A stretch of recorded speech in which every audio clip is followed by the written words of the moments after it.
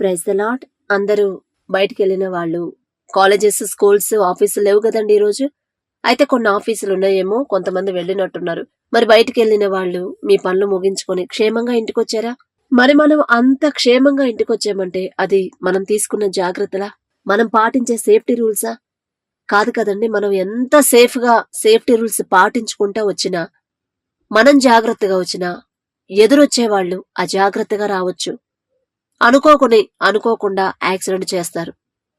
కానీ తండ్రి అలాంటి పరిస్థితి, అలాంటి ప్రమాదాలు మనకి రాకుండా చాలా జాగ్రత్తగా పట్టుకొచ్చాడు కదండి.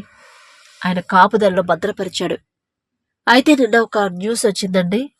ఒక స్కూల్ ఫీల్డ్ ట్రిప్కి వెళ్ళారు పిల్లలు థాయిలాండ్లో. ఫీల్డ్ ట్రిప్కి వెళ్ళి తిరిగి వస్తా ఉన్నారు. ఆ బస్సులో మరి ఏమైందో తెలియదు, లోపల ఫైర్ వచ్చింది. ఒకసారిగా ఫైర్ యాక్సిడెంట్ అయిపోయి 22 మంది పిల్లలు చచ్చిపోయారు, 3 టీచర్లు చనిపోయారు. అయితే ఆ చనిపోయిన వాళ్ళలో కూడా 10 బాడీలు అయితే గుర్తించారు.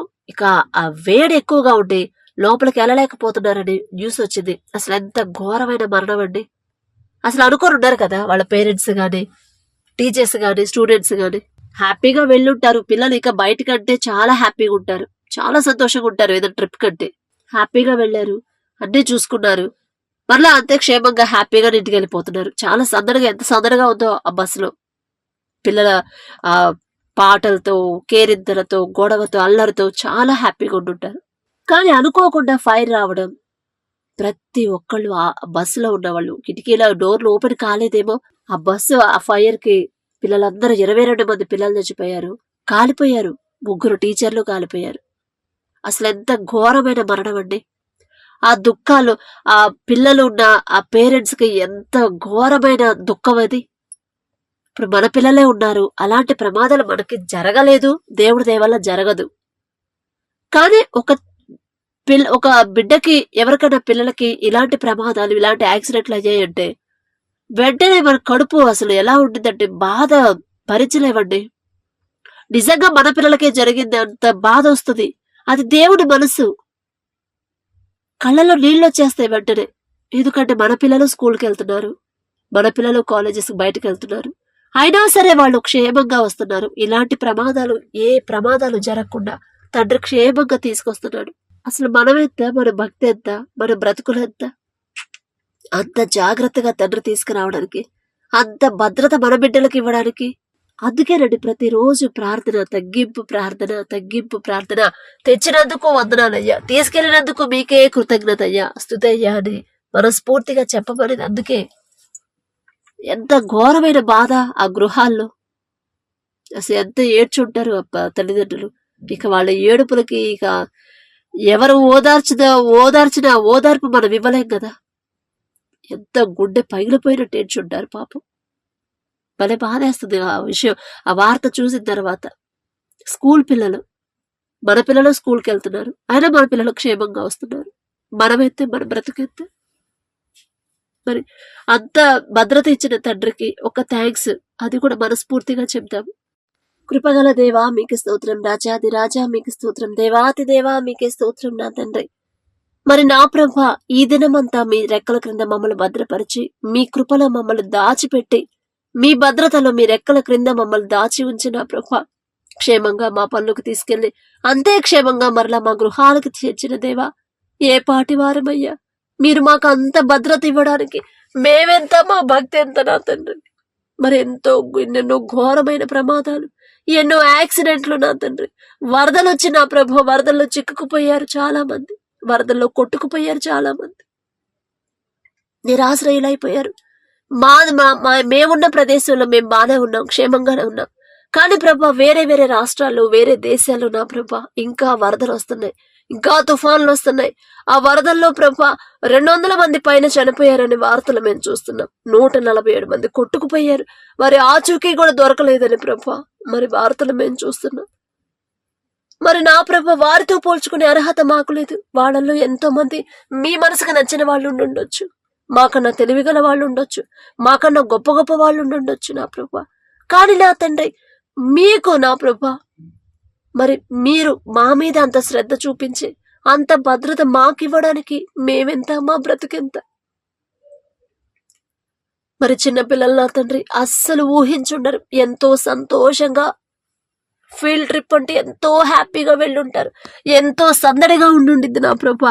అవన్నీ చూసి మరలా తిరిగి వచ్చేటప్పుడు ఎంతో సంతోషంగా, అల్లరల్లరుగా, చాలా సంతోషంగా వస్తూ ఉండుంటారు. కానీ జరగబోయే ప్రమాదం గురించి వారికి తెలిసి ఉండదు.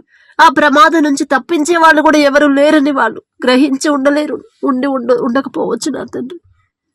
కానీ ప్రభు, అంత ఘోరమైన ఫైర్ యాక్సిడెంట్ జరిగి పిల్లలందరూ చనిపోయి టీచర్లతో సహా కాలిపోయారని ఎంత భయంకరమైన వార్త నా తండ్రి.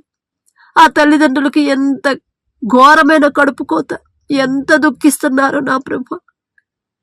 నా తండ్రి, మా బిడ్డలు కూడా స్కూల్కి వెళ్తున్నారు, మా బిడ్డలు కూడా కాలేజెస్కి వెళ్తున్నారు, మా ఇంట్లో వాళ్ళు కూడా ఆఫీసులకు వెళ్తున్నారు.